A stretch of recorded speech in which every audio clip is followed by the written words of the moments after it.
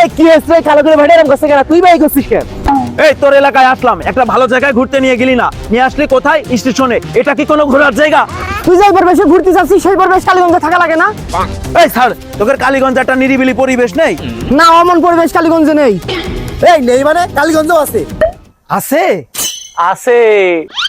কি সত্যি আছে? কই আমি তো জানি না। তা জানবি কি করে? তুই তো সবসময় খোঁজ রাখিস মেয়েদের। কালীগঞ্জে এটা নতুন হয়েছে, ও আচ্ছা, তার নাম কি? মৃত্তিকা বিলাস পার্টি সেন্টার অ্যান্ড রিসোর্ট। তা এখানে কি দিয়ে কি?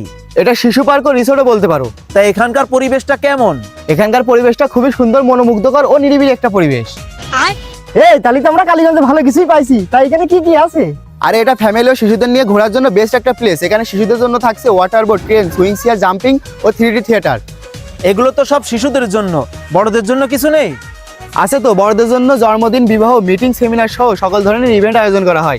পাশাপাশি বন্ধু বান্ধবী নিয়ে সময় কাটানোর জন্য একটা ভালো ব্যবস্থাও আছে। এখানে গিয়ে কি শুধু ঘুরবো আর আড্ডা দিব? নাস্তা পানির কোনো ব্যবস্থা নেই? আরে কালো করে ভাইটা, তুমি এখানে যে কোনো সময় গেলেই স্ন্যাক্স ও ড্রিঙ্কস পেয়ে যাবা। পাশাপাশি মৌসুমী পিঠার ব্যবস্থাও আছে। তাই নাকি? তার সে লোকেশনটা কোনে? লোকেশন কালীগঞ্জ বাস স্ট্যান্ড থেকে পশ্চিমে কিছু দূর এসে রেলগেট পার হয়ে কাশীপুর থেকে চাষড়া রোডে অল্প একটু গেলেই মৃত্তিকা বিলাসের সাইনবোর্ড পাওয়া যাবে। তাহলে চল এই কালো করে ভাইটাকে এখনই নিয়ে যাবো।